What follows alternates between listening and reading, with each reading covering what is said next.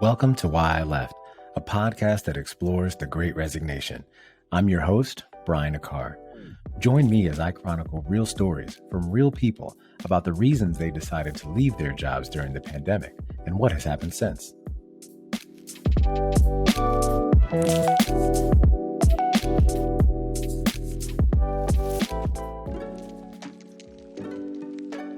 Hello, and thanks for tuning into this episode of the Why I Left podcast. In today's episode, I chat with Luke Chirayil. Luke is the CEO and founder of Up Collective, a tech company supporting businesses to better integrate and automate workflows. Although he developed an early passion for computer science and programming, he wasn't sure if he would make a career out of it. And now, prior to the pandemic, he launched a marketing consulting company. But a few years in, he realized there was an opportunity in tech and he couldn't pass it up. So he needed to pivot. Let's go check out his story. All right, welcome back. So our guest today is Luke Chirayil. Luke is the co-founder and CEO of Up Collective, a company providing small business owners an alternative to robotic process automation. His journey prior to and during the pandemic has been fascinating. So I'm really excited to have him on the program to share his Great Resignation story. So hi, Luke. How you doing today? Thanks for joining. Hi, I'm good. Thanks for having me. Of course. So as you know, look, this show is about the Great Resignation, and we're going to talk about that shortly. But now, prior to discussing how you really career pivoted during this pandemic, I want you to tell us a little bit about, your upbringing and where you call home. Yeah. I grew up in Chicago, then I moved to the suburbs in Carroll Stream. It's kind of out west by the Elgin area. And then my family actually moved to Bensonville, which is about 20 minutes from the actual city of Chicago. I grew up mainly in technology. When I was about, 12 or 13 years old, an uncle of mine, was babysitting me and kind of showed me how to turn a web page from white to blue. And ever since then, I got hooked. So I didn't really have the normal kids activity sort of childhood. I was kind of in my room trying to learn how to program. And I was pretty much set my teen years into programming. From there, I graduated high school, but I didn't know what I really wanted to do.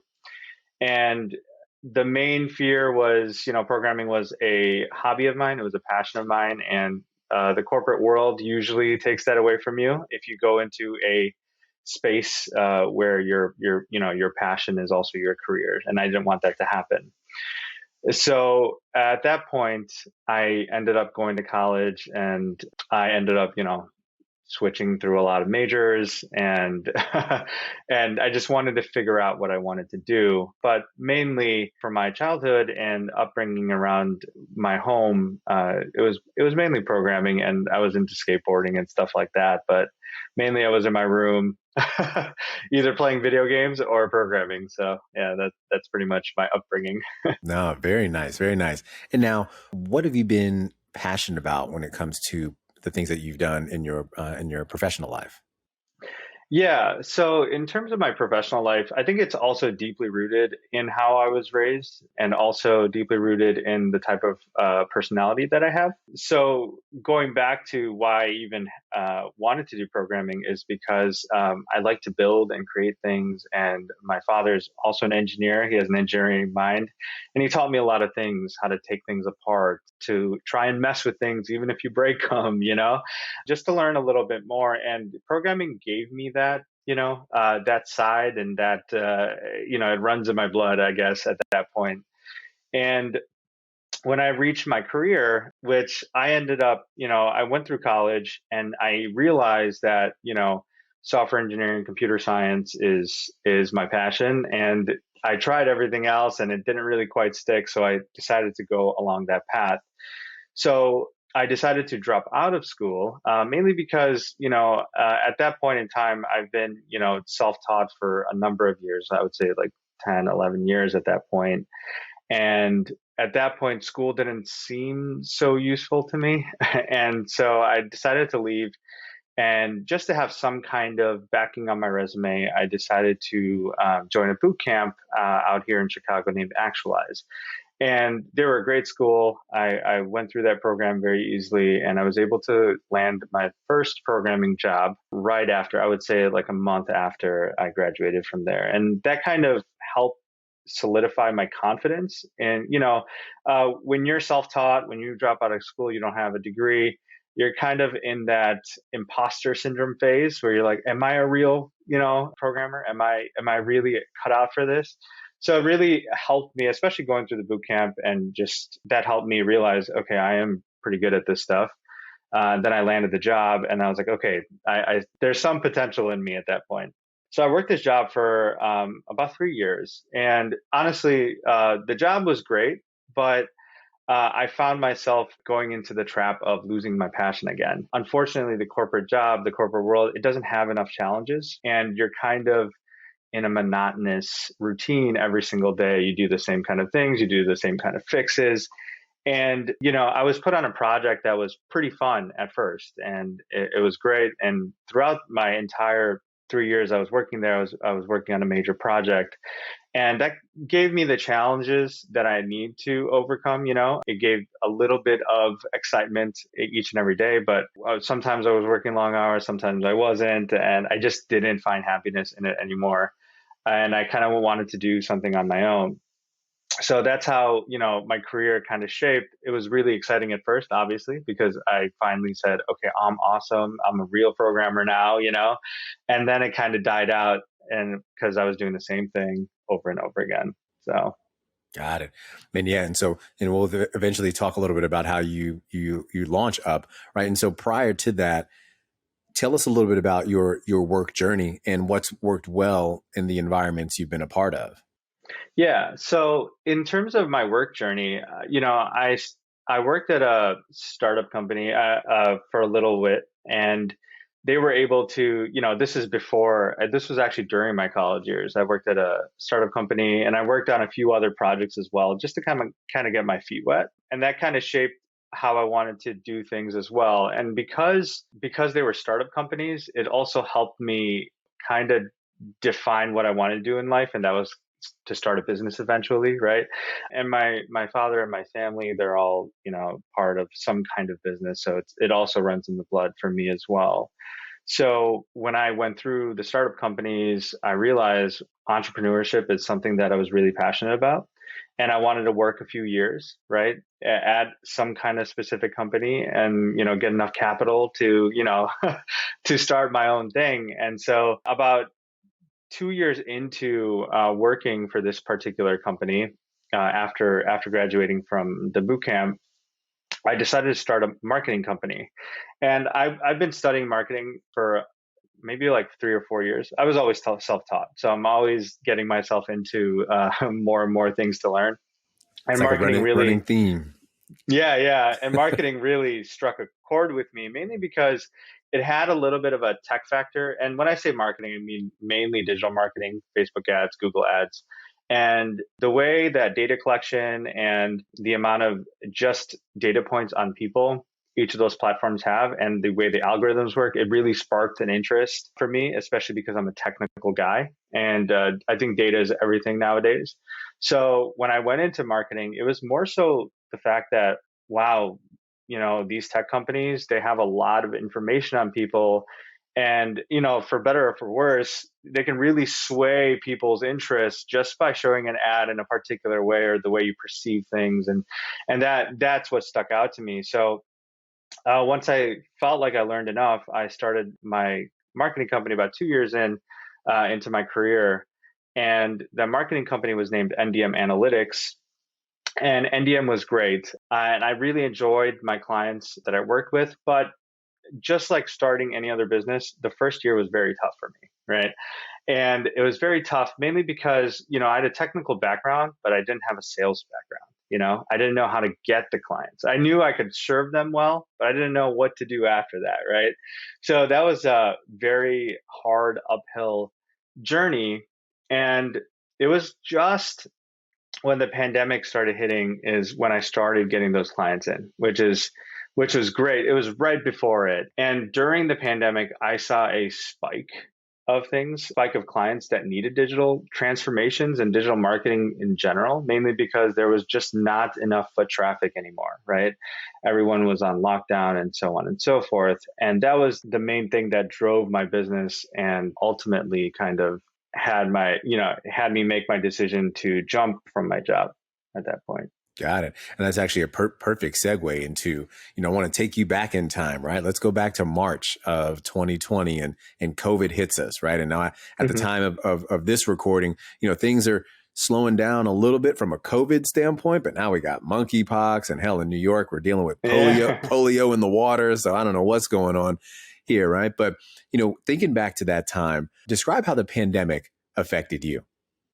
Yeah. So the pandemic, at first, we didn't really know what it was, right? COVID was this new thing. And I think everybody was scared to a certain point, even the people who don't really believe, the, the scamdemic or whatever it is, right?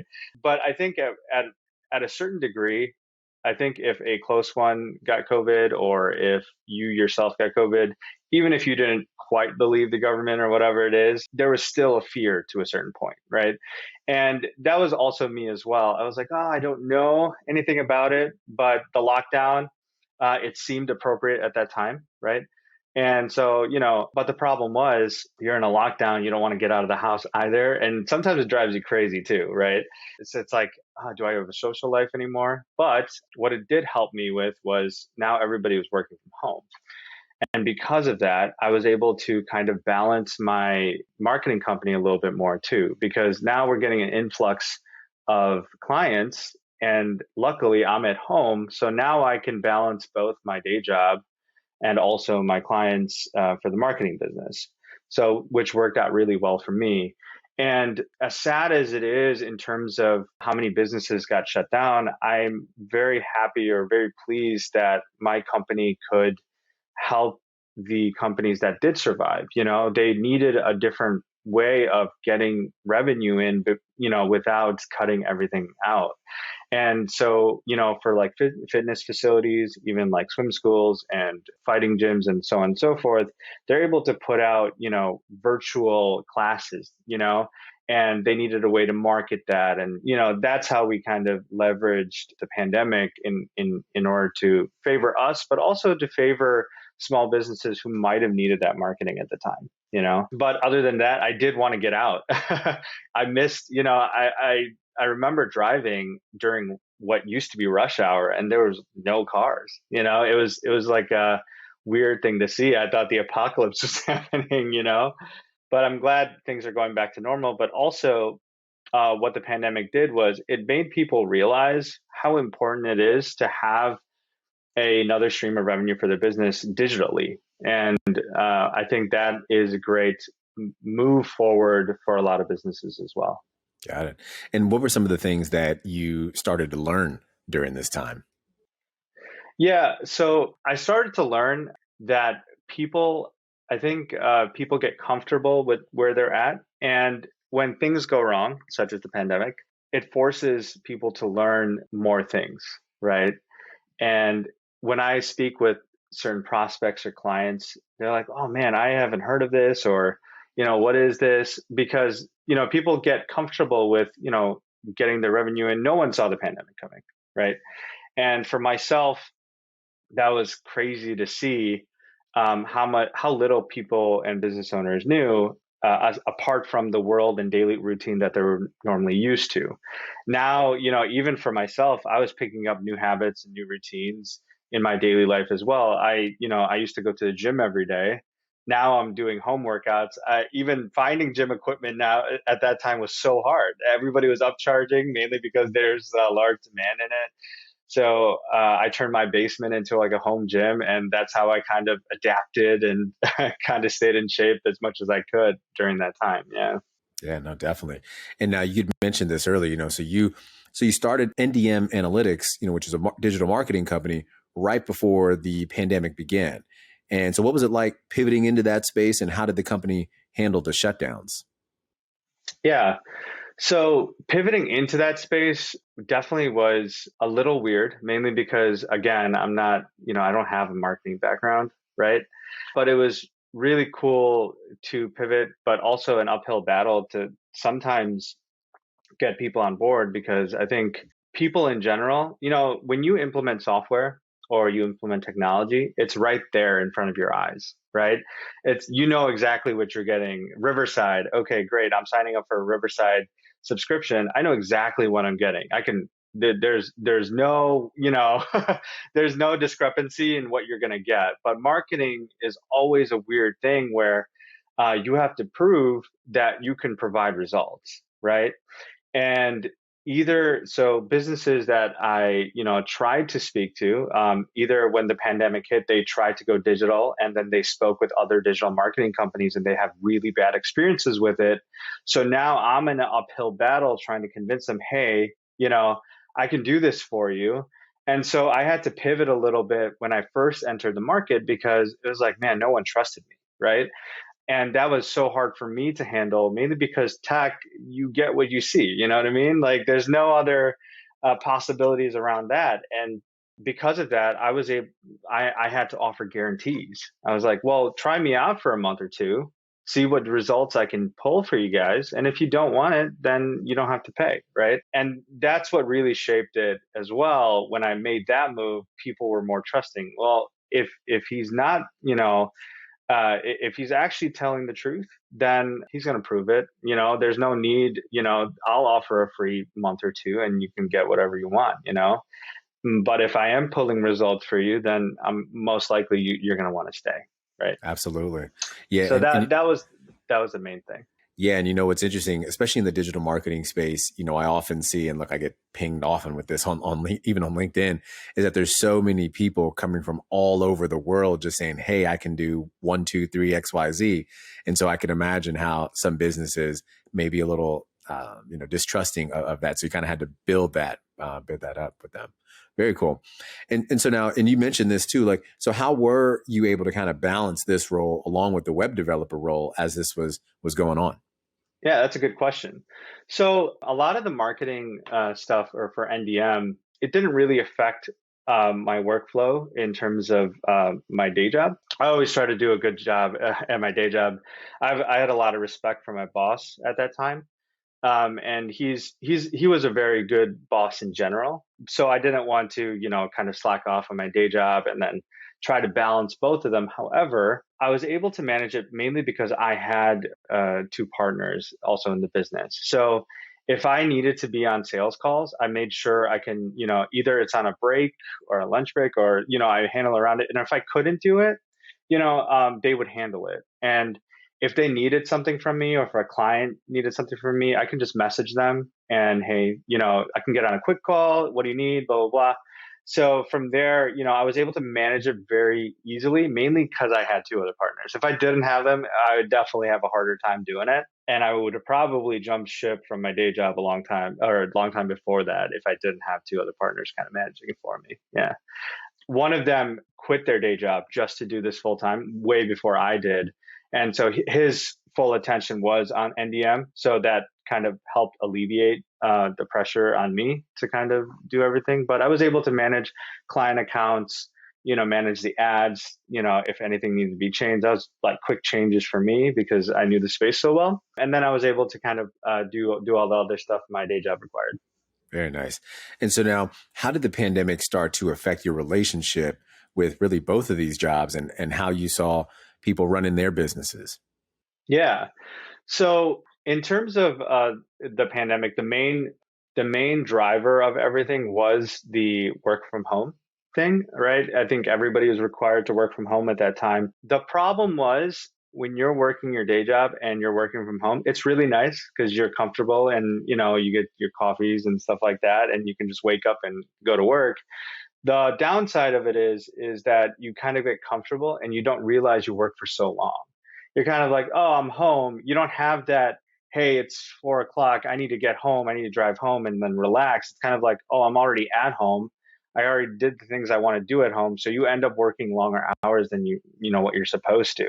And I think employers and managers, they also kind of see that as well, where they're like, hey, could you actually get this much more done or this much more done? Because, they know you're at home. You don't really have much going on afterwards, right? So, and I saw it in myself. I would, when I went to the office, I'd leave around, sometimes at 3:30. My boss was pretty cool when I left, 3:30, 4:30, sometime around there. And then when I got home, I kind of didn't really think about work, right? Unless there was something urgent. But when the pandemic happened, it was kind of like I worked till 4, but I didn't realize it. And I was like, oh, I'll get this one more thing done because I'm at home. I don't have to leave anywhere. And sometimes I would finish at 6, 7, 8, sometimes at 2 a.m. if it was like really urgent. And I didn't, and it was really affecting my sleep schedule, and I didn't get things that I wanted to done. It affected my workout schedule, my health, because, when you're sitting at home, you want to munch on things and, so, it's crazy how even what is seemed to be a positive, which is a work from home environment, could also be really negative on your health and just your mental wear because of it. However, because it helped my business, because now I'm like, well, I'm working, but I'm also working on my business. So I can put just as many hours into my business as well. So that was the other side as well. Because when I went to the actual office, after work is when I would work on my business. So from, 5 o'clock when I would get home, and then I would just work out or whatever I needed to do, I would work on the business till, a little bit late at night. And then I would do the same thing over again. But now I was able to kind of sync them both. So now I can put double the time into my business. And then unfortunately, it would also equate to double the time in my day job sometimes. So you don't really realize that because you kind of get everything meshed together because you're just at the comfort of your home. So that's what happened. No, that makes sense. And now look, so now after being in your last roles, for around 3 years, you decide to resign initially in April of 21 from the web developing job. And then Yeah. you eventually wound down NDM in January of 2022. So ultimately, Yeah. why did you leave these jobs during the pandemic? Yeah, I think a big driver of me leaving my day job was my girlfriend, fiance at the time, well, fiance now, and she was kind of seeing my mental state kind of deteriorate over Mm-hmm. time, mainly Mm-hmm. because I was just I was burnt out. I was trying to balance both, and I was, it was really hard on my mental thing. So she was like, so my goal was to actually leave that year in July and not April. But she said, no, you have to leave now. And I was like, no, wait, like, but I always keep saying that because, making that jump, leaving your job, like losing that stability is a big mental jump. So for me, I kept on pushing it. No, I'll leave in a year or this or this. And then she was like, you're not going to leave in July. She's like, you're leaving this month. So when April came along, I think she told me to leave probably the first week of that month. And I made that decision, and she just forced me to, by the end of the month, you're leaving this job, you know? And it was probably the best decision I made. And so because of the work at home environment, you tend to work longer hours and you tend to be more and more unhappy with your day job because you have to report to someone, and it's just a total mess. So she was like, the pandemic's probably not going to end anytime soon. You're still going to be working from home. You're still going to be balancing both. You need to cut off your business or you need to cut off your day job. And she was like, I know you don't want to cut off your business, so you got to cut off your day job. And so I did. So that was the main jump. And I'm really happy that I did because it turned out for the better for me. And so I was able to work on NDM full time after April, and NDM was going great, and it was great till the end. I had great relationships with all my clients. But I soon realized that there's always a shorter span of life with your clients and you sometimes, mainly because, so I pivoted to consulting. I stopped doing the done for you type of deal. Hey, I'll run everything for you, because I just took too much of my time and I wanted to do other things as well. So I said, hey, I'm going to start consulting. And that's kind of what I did. So I started consulting for course creators, coaches, life coaches, and so on and so forth. And that's kind of the niche I kind of stuck with at that time. And so consulting was great. However, you only are with a client for a number of months and then they kind of fall off because they don't need you after that, right? You kind of did your job. They're good on their own. And so for me, now the company has pressure in order to close more clients.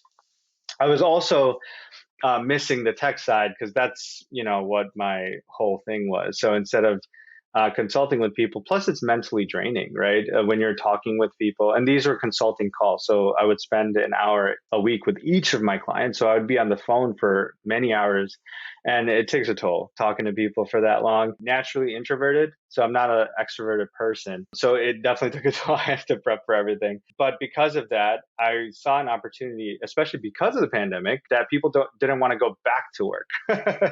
Sometimes because government benefits, whatever it could be. Either they want to jump into a new job or they want to start their own thing. A lot of people started doing side businesses or side hustles during the pandemic, and they want to take that full time.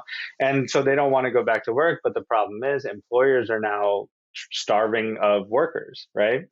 So what I noticed was a great jump in automation technology. And I saw that even if there are workers, human employees, especially what I went through, if you're doing monotonous, boring work, let's say you're doing billing for a healthcare facility, right? And you have to get through this much paperwork, and data entry, even if it's easy, it's mentally draining, right?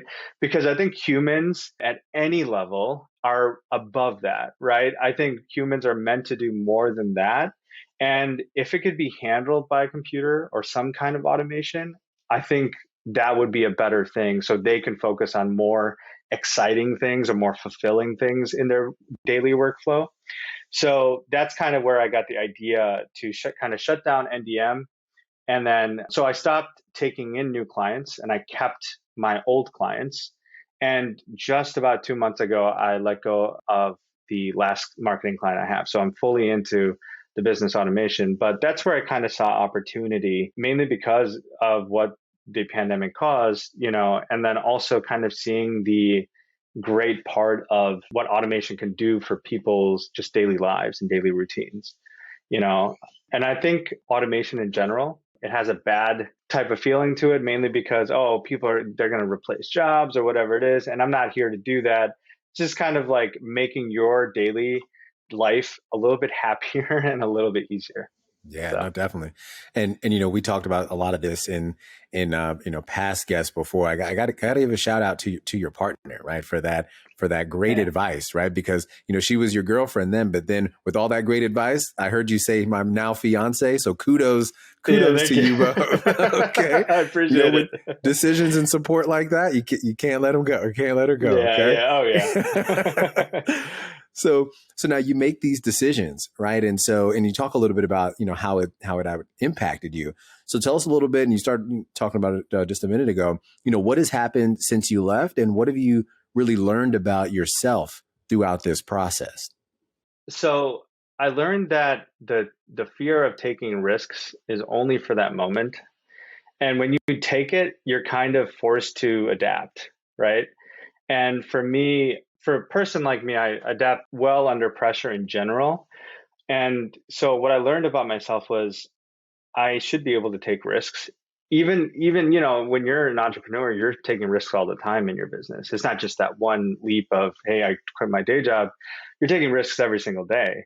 And I think this is how I met you. We started out in logistics and supply chain for Up Collective, and I wanted to switch to healthcare because I saw a lot of opportunities there. And that pivot in itself was a risk for my business because we were doing well in logistics, but now we want to switch into healthcare, right? So I just can take a lot more risk. I have a lot more tolerance to risk than what I had before. So I'm much more brave and courageous when it comes to those kind of things. And I would say it definitely increased resilience in terms of being able to handle if when things go wrong or whatever it is. So that's the main takeaway. No, that's awesome. So tell us more about Up Collective. Yeah. So Up Collective, again, it's an automation company. And, we kind of service every kind of business, but as I said before, we're trying to get into the healthcare field, and we've been talking to a few healthcare facilities, and it's been going well so far. But mainly, Up Collective is for anyone who, any kind of business that has monotonous workflow, and that's just draining, employee time and obviously money. If you're a business owner and you're paying employees to do, data entry work that can be done in fractions of a time, and can be done without any kind of hassle, you're saving not only your employees' time, you're also saving your own money as well. And so that's the main thing. And I think increasing company morale by offloading those types of tasks is also very important for the growth of your business, for employees to stay on to your company and trust you more. And so I think automation itself is a overall benefit, and that's what Up Collective does. So what we do is we kind of just go in, and what we do is we do a process definition document. And what that does is, hey, we take an audit of everything you guys do, see what can be offloaded, servers and automated systems. And then from there, we build it out. And then it actually works into the employee workflow where they're able to trigger certain automations, or if they need reports done every week or every day at a certain time, we can do everything and kind of take that pressure off of workers so they can actually focus on the growth of the business, and so on and so forth. No, that's awesome. And now, in addition, I know you're trying to get into the healthcare space as well, but what types of industries do you serve? Yeah, so mainly, so again, it's a very new company, but logistics and supply chain was mainly the thing that we were trying to get into and what we got into. So we did a lot of like inventory management, SKU updating, and so on and so forth. Some of these companies, they have to process, 100,000 SKUs every single month, and that was manually done before. And it would take months and months, and backlog is always going to be a certain thing, and that affects everything else after that, right? So we're able to, why our systems are great is we don't have just one digital worker. We can have multiple concurrent workers running a large amount of data, right? So if you need your workers to update 100,000 pieces of inventory, computer systems can do that way faster, right? Like blazing fast. And now those same workers can do something else that's way more important to you, right? So that's the main thing. So yeah, supply chain logistics is what we've been in. But we do serve some, like smaller, supplement stores, and anyone that needs inventory management at the retail locations, and so on and so forth. And we're also able to do like predictive models through AI. So let's say a healthcare facility is ordering a particular thing at a certain interval or a certain time, or when a piece of inventory goes low, we're able to kind of automatically send a notification to whoever manages that. Let's say purchasing. Hey, purchasing, these types of things these inventory items are running low for radiology, and you usually order it based on historical data around these numbers. You might want to take a look at it and order it again. Or we can have our system say, hey, these are the items that probably need to be updated. Okay, great, automatically send an order, right? So yeah, so supplement, logistics, supply chain, and now we're getting into healthcare. No, that's awesome. And so what was your kind of pivotal moment in starting your business? Yeah, I think again, starting my career. Before I started my career, I've always wanted to start a business, right? And starting NDM, probably about, I think, a year or two. It's all a mix of time, but I just kind of did it. I just woke up one day and be like, I can't do this every single day. I have to either change my life right now or it's never going to change. So I decided to say, hey, so what I did was I got the people that I thought was great for the company. I kind of brought together in one room. I texted each of them, hey, I got an opportunity for you guys. What do you guys think? Just show up at this cafe at this time and I'll introduce everything. So that's how my partners at NDM came to be. And I just woke up one morning and said, hey, just meet me at this cafe. I got an idea. If you want to go, let's go. that was it. So that's the start of my NDM business. Yeah. I love it. I love it. And now, a part of this show, we always like to give some advice to the folks who may be listening. And so, what advice would you give to our listeners who may have a similar experience to yours, but really don't know what to do next? Yeah, I think I say take a calculated risk. And that's when I say calculated risk, make sure that you're confident in what you do. And even if you're not, ask the people around you that know who you are, right? Again, I had imposter syndrome at certain times in my life, right? Even making the jump to quit my job. But, people who knew me, such as, my fiance or close friends or, my brother, they know who you are, how smart you are. They'll also give it to you straight up most of the time. And so if they're saying, yeah, you should be doing this type of stuff, then I say just take the risk and do it.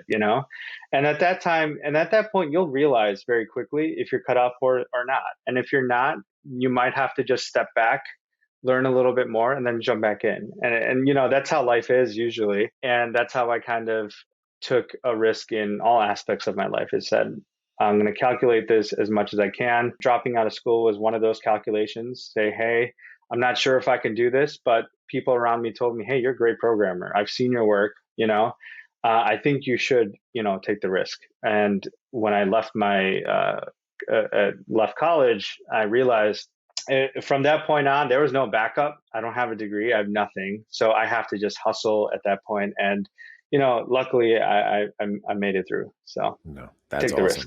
risk. Awesome to hear. And now, what more do you think employers could be doing to better support employees in the Yeah. workplace? Awesome. Yeah, I like that question actually, because I think that's also the mission of Up Collective too, right? It's kind of like making sure employees are happy. And even as a business owner, even if I don't hire full-time employees, if I contract a worker, I always make sure that they're happy, right? So if they need anything, hey, if they wake up that morning and the first thing I ask is, how you feeling today, right? Mainly because I want to know if there's any obstacles that is going to affect them throughout the day. And I want to be conscious of that when things go wrong or if something happens. I think employers don't take enough time to see or hear what's going on in people's lives. And I think that's a main driver of employees or workers resenting their employers. And I think it also comes down to miscommunication at that point, right? And it's kind of like being ignorant to the fact that your employees don't have daily lives, like you don't know what's going on in their lives. Someone could have died or they're having a rough time at home. And, that obviously affects daily work stuff as well. And as an employee, I think just showing a little bit of, hey, I care. And then also making adjustments around that, will definitely go a long way. Oh, that's great. And now, what type of impact are you hoping to have in this next chapter of your professional life? Yeah, my main goal is to just increase quality of life for employees through automation, right?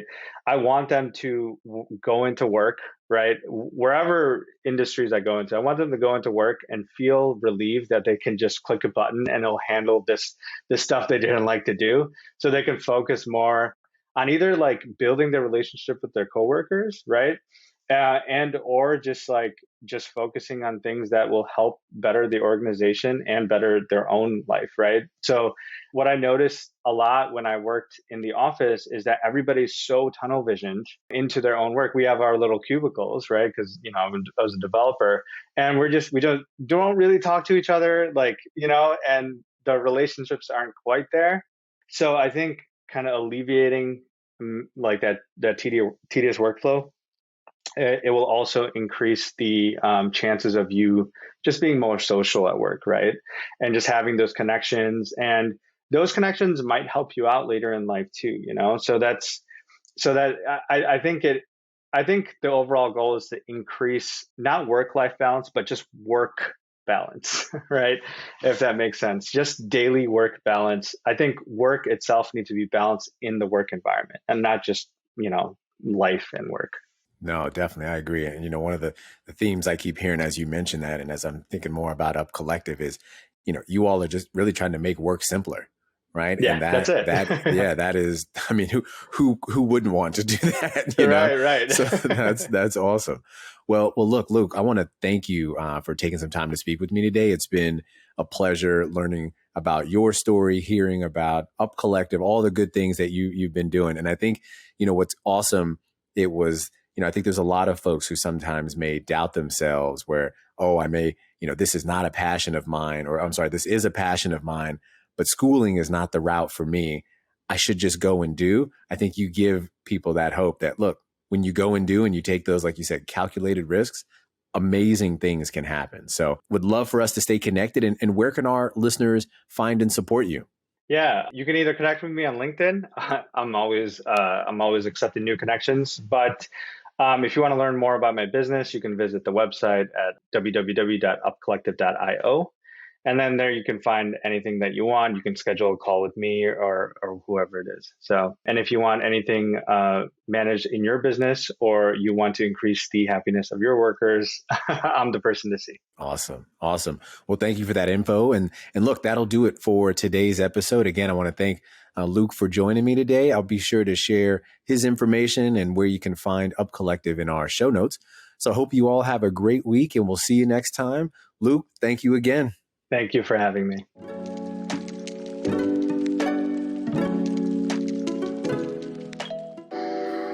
The Great Resignation, people leaving their jobs in droves. There's a lot of buzz happening in the job market of late. Now, did you or someone you know leave your job during the pandemic and want to share your story? We've been having some really good conversations in this space. So if you're interested, I'd love to have you join the program. If so, here's how you can do it. First, you can email us at hello@whyleft.co. That's hello@whyleft.co. Or visit us online at whyleft.co. That's whyleft.co. Look forward to having you join the conversation. Thanks again for listening to Why I Left. Be sure to join us next time for more stories from the Great Resignation. Visit us at www.whyleft.co. That's whyleft.co. And subscribe to the show on YouTube, Spotify, Apple Podcasts, or wherever you get your podcasts.